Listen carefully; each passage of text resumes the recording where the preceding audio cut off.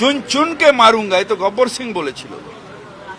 এটা তো বড় গব্বর সিং এসছে, তারও দাড়ি ছিল কালো, এনার দাড়ি সাদা, কিন্তু চুন চুনকে মারুঙ্গা।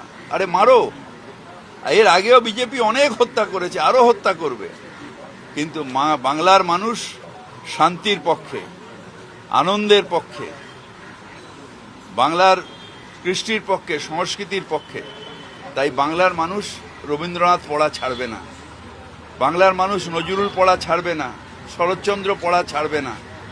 বাংলার মানুষ ওই চুন চুনকে মারুঙ্গা, ধর্মীয় বিভাজন, হিন্দু না ওরা মুসলমান, এই জিজ্ঞাসা কঞ্জন, এটা বাংলার মানুষ জিজ্ঞেস করে। অ্যাটাক করুক, আমি আক্রান্ত হব, এই পাঞ্জাবি রক্তে রক্তে ভিজে যাবে, তবুও মানুষের কাছে যাব, মানুষের কাছে গিয়ে বলবো তোমার অধিকারের জন্য লড়াই করছি, করে যাব, তার জন্য যদি মৃত্যুবরণ করতে হয় মৃত্যুবরণ করব।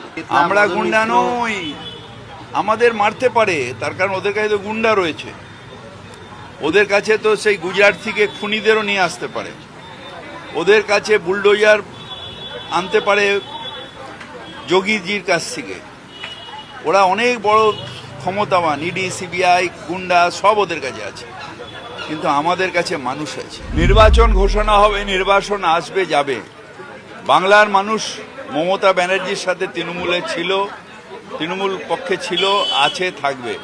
তার কারণ সারা বছর যে যোগাযোগ সেটা বাংলার মানুষের সাথে তৃণমূল কংগ্রেসের আছে, পাড়ায় পাড়ায় যে সংগঠন সেটা তৃণমূল কংগ্রেসের আছে, সুখে দুঃখে মানুষের পাশে দাঁড়ানোর যে কাজ সেটা তৃণমূল কংগ্রেসের কর্মীরা করে। তাই নির্বাচনে কোনো বড় কিছু এফেক্ট হবে না। গুন্ডা যারা তাদের ধরবে, গুন্ডা যারা তাদের ধরবে। টিভিতে তো আপনাদেরই দেখা গেছে যে কারা দৌড়ছে, তেড়ে তেড়ে এসে ইট মারছে, তো তাদের ধরবে। এই প্রসঙ্গেই বলি, তাহলে সেন্ট্রাল ফোর্স নিয়েও দিলীপ ঘোষ কালকে এই ঘটনাতে সেন্ট্রাল ফোর্স ওদেরকে চালাচ্ছে, আপনাদের এবার সেন্ট্রাল ফোর্সের উপরও ভরসা রাখার দরকার নেই। সেন্ট্রাল ফোর্স দিলীপদার মুন্ডা বাহিনীকে নিয়ে আসতে বলুন গুজরাট থেকে, তার ইউপির থেকে, বিহার থেকে, তাদের উপর ভরসা রাখে। আমরা বহুদিন ধরে বলছি বামের ভোট রামে গেছে, আজকে অশোকদা বলেছেন ভালো, তার কারণ বিজেপির ভোট তো যায়নি, তো এটা তো সিপিএমের অপদার্থতা।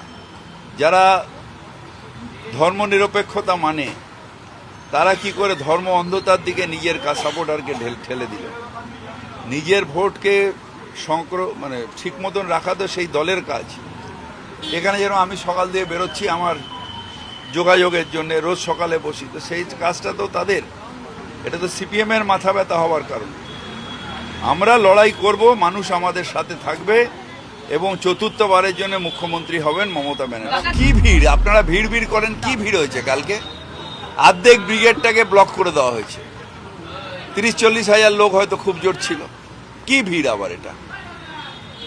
কালকে তো অ্যাকচুয়ালি মোদিজির শো থাকে, এটা ফ্লপ শো।